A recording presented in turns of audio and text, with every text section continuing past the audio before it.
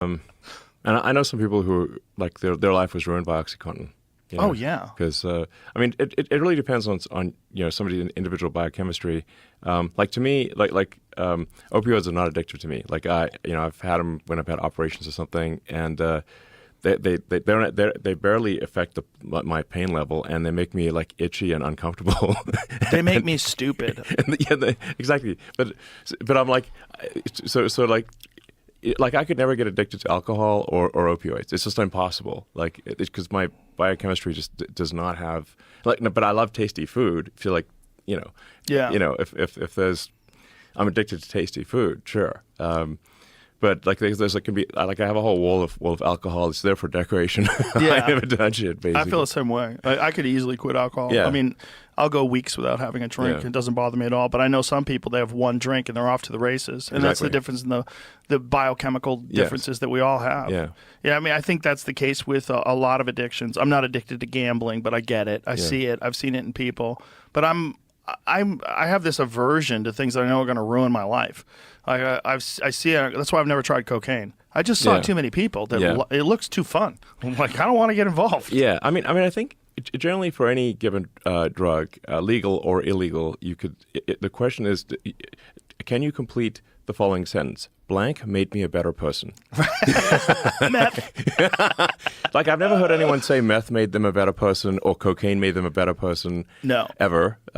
Made a lot of soldiers better, I think. That's I mean, if you're doing, if you're like, if your soldiers need to march for 3 days in a row, it does. It's really meth good is for that. Effective at that, like people give like France a hard time about capitulating in World War II, but you know what's worse than Nazis? Nazis on meth. Meth up Nazis.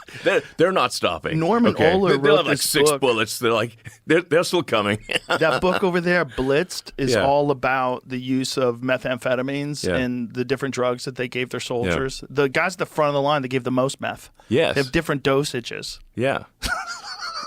I mean, you just basically think you're vulnerable on meth, and so it's one thing. Like I said, so one thing be have like be Nazis come after you, but Nazis on meth, you're like, holy shit, those fuckers are not stopping me for 3 days. They're not stopping. It's so crazy. Yeah. That's not a statement. Meth made me a better person that you hear very often. I've never heard that before. No, you hear a lot of like psilocybin advocates. You hear a lot of people that talk about psychedelics. Exactly. I've actually heard many people say that LSD or mushrooms or MDMA made them a better person. Yeah. Many people. Yeah. So that's why I'm like, I think a rule for the FDA should be like, hey, look, if you can complete the sentence, legal or illegal, that blank made you a better person, actually, then you got a good drug. And if you can't, you got a bad drug. Also, if there's drugs that are available right now that can absolutely ruin people's lives, the rationalization for stopping other drugs that might ruin people's lives but also can help a lot of people's lives, it doesn't make any sense. Right. It's basically the same thing as censorship.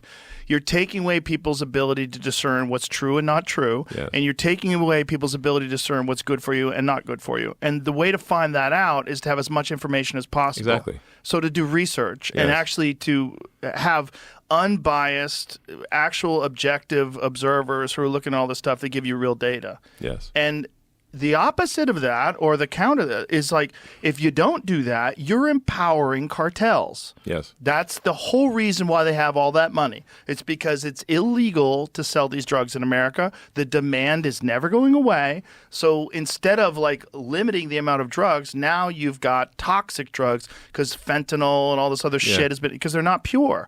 So you're just killing people. You're not saving anybody by protecting them from themselves. True. But it's a tricky situation because what do you do? Like if you just like say, okay, now everyone can sell, all these people that have been selling boner pills, now you can sell meth. Like holy shit! you get the double combo with the Viagra. It's like Viagra and meth. Right. Jesus Christ. Oh my God. Oh my God. Well, I mean, how many people are already doing that right now with Adderall a bunch of people and are Viagra? doing that. Yeah. There's a lot of people out there that are essentially on meth. Yeah. Especially people that abuse Adderall. Yeah. They're basically amphetamine up all day long. Adderall is low-grade amphetamine. Yeah.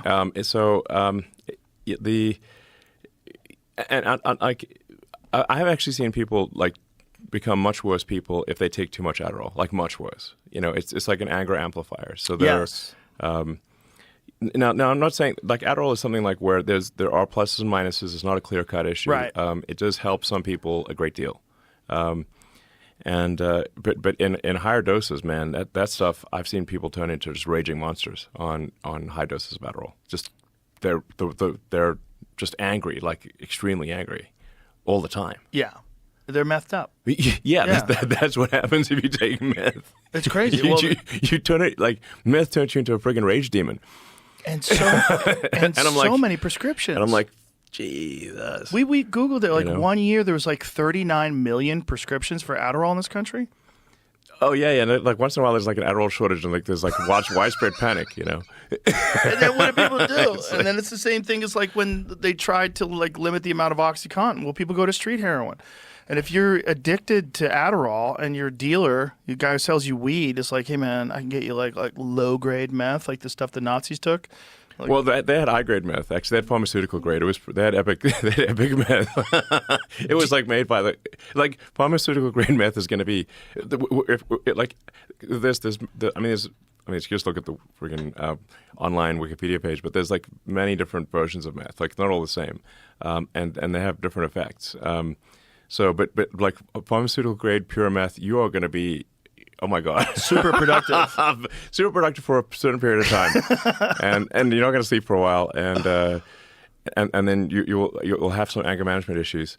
So they actually the Nazis, they did actually roll back how much meth they were using, because they had quite a few incidents of the soldiers killing their officers because they were on too much meth. Jesus Christ. They would. Yeah, so they would shoot. That too many officer got fragged by the their platoon that was on too much meth, because that happened quite a few times. Like when someone's on a lot of meth, they can get very angry. Did you ever pay attention to when John McAfee was cooking meth in a lab in his backyard? I mean, McAfee's quite a character. He was a character. Man. We had him on the podcast when he was on the run. So he called in from an undisclosed location when he was running from, where was he? Costa Rica? Is that where he was? Belize, yeah. Right. So when he was running from the authorities, he called in, and we had him on the podcast on the run. And I was asking him about these posts, like, because there was an online account that was linked to him where he had this very detailed laboratory, like super sophisticated, making the best meth, like a super genius cooking meth. I mean, I think he had this lab, like he was making like a wide range of drugs.